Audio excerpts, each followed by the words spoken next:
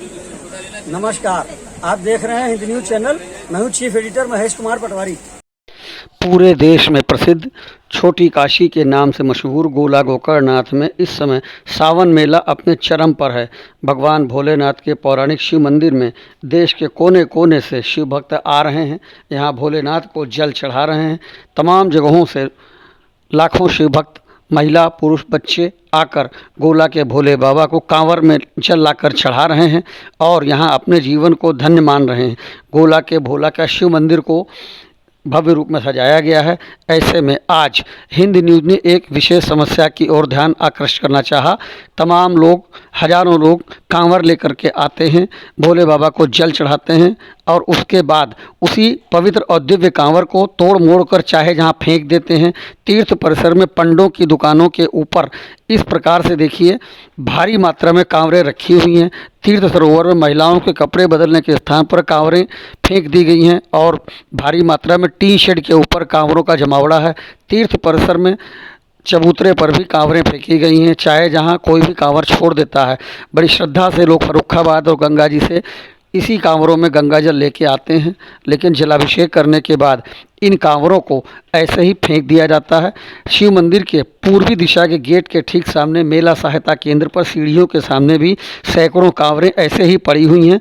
यज्ञ स्थल, यज्ञ हवन कुंड में पानी की बोतलें, गंगा जल की बोतलें फेंक दी गई हैं। जो कुंड भरा हुआ है जिसमें हवन होना चाहिए, उसमें बोतलें भरी हुई हैं, पाइप पिपियाँ भरी हुई हैं। हिंद न्यूज़ आपको इस समस्या के लिए आकर्षित कर रहा है।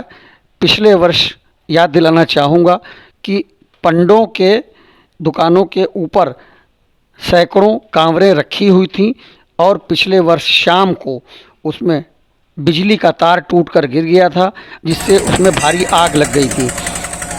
इसी स्थितियों को ध्यान में रखते हुए हिंद न्यूज़ शासन और प्रशासन को यह याद दिला रहा है कि पिछले साल इन्हीं कांवरों में आग लग गई थी। जो घटना इस बार न हो। हालांकि कांवरों की संख्या बहुत ज़्यादा है।